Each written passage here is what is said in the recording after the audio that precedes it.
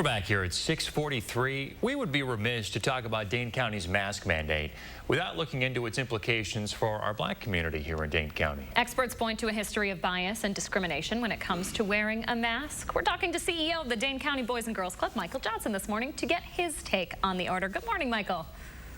Hey, good morning. Thanks for having me on. So we talked earlier this week. You are in support of this mandate. What concerns do you have? What concerns have you heard from folks once this starts at 8 a.m. this morning?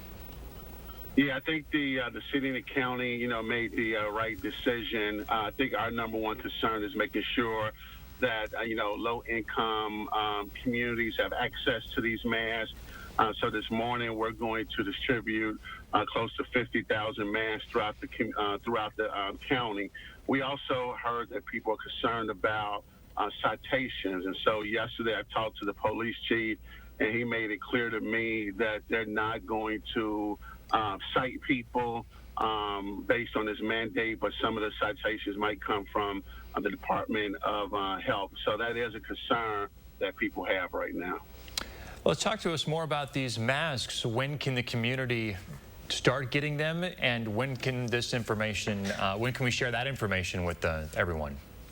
Yeah, so we're having a press conference today at 10 o'clock, and we received $150,000 worth of masks from a Las Vegas company called Boomer Naturals. So their vice president flew in town last night. We're announcing it today. These are face masks that are cloth. You can wash them up to 30 different times. And we're going to start distributing those to school teachers at our local locations starting today. We have 15,000 of those, and then we have about another 40,000 surgical masks that were donated by Metcalf Markets and other groups, including a local car dealership. And we're going to announce that today and start distribution today as well. That's incredible. Michael, this order specifically states that people of color have faced discrimination, have faced harassment in the past for wearing face coverings. Have you heard from anyone who's concerned about that and who is worried about putting on a mask because they might face something like that in Dane County? Yeah, so I think there's a couple of things, as an African-American male, I made a social media post about, about implicit bias.